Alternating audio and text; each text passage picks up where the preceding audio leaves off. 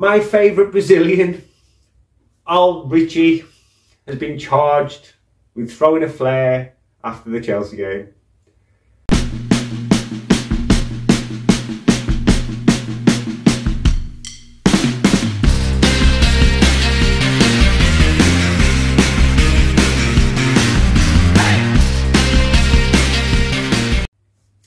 Hello, and welcome back to the first episode of Up the Toffees. Come on, you Blues.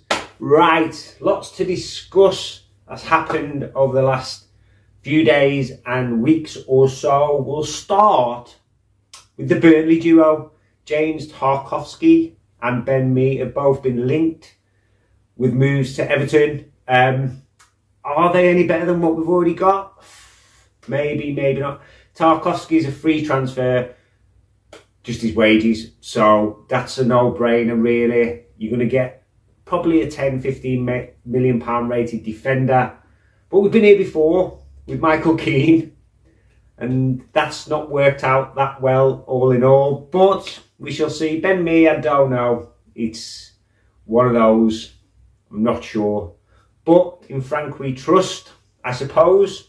So he's obviously going to look at them transfers. Like I said, that's where we'll be shopping this summer, around the Burnleys, top end of the Championship, bottom end of the Premier League. We won't be competing with the likes of Man City, Chelsea and all them types of teams for players, I don't think anyway.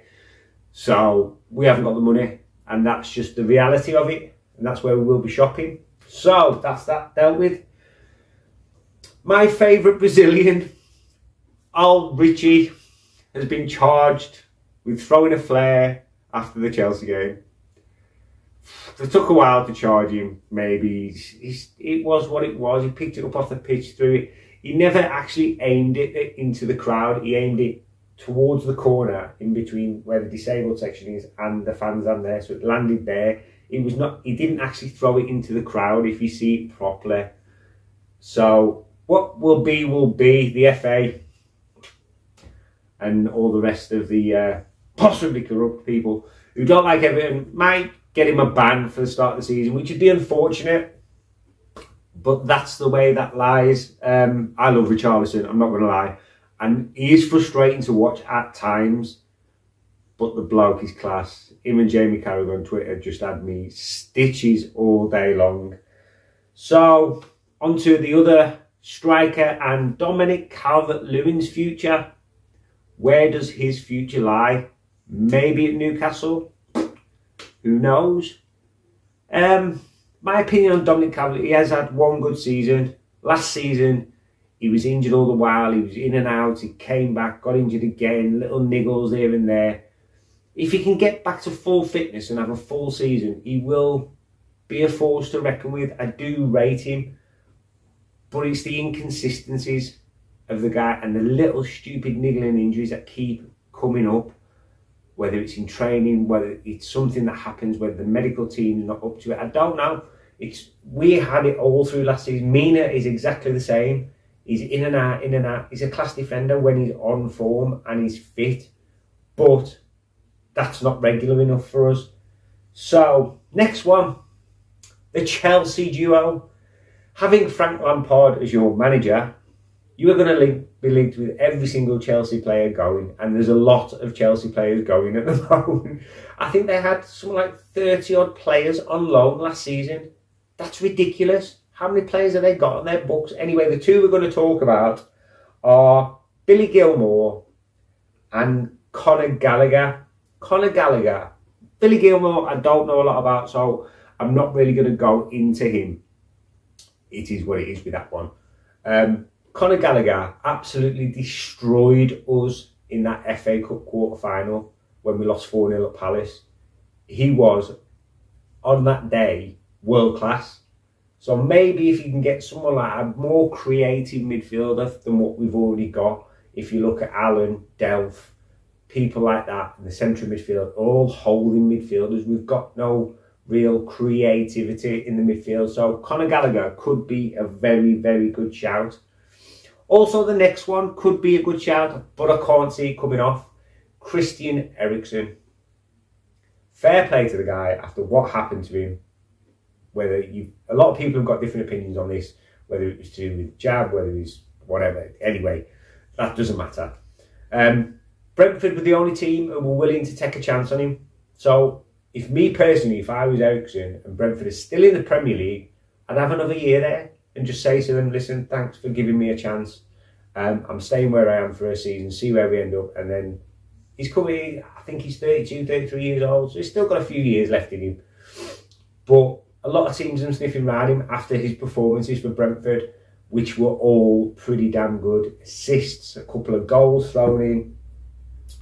So Christian Eriksen could be another one who could be wearing a blue shirt next year, but I can't see that coming off. I may be wrong, hopefully I am wrong, because his creativity, the same as Conor Gallagher, would be a welcome addition to the Everton squad. Last but by no means least, well done to Wales for beating Ukraine in the playoff, which most people probably didn't want to happen. With everything that's going on in the world with Ukraine and Russia, they probably wanted Ukraine to go to the World Cup. But Wales did their job and did it well and beat them 1-0 with a Gareth Bale deflected own goal, whatever you want to call it, whatever it was. But yeah, fair play to Wales for getting there for the first time in 64 years. They've not been to a World Cup. So last time they were in a major tournament was in the Euros, if my memory, and they did really well. So as a home nation, I wish them all the best. Hopefully if we play and we beat them, we'll knock them out.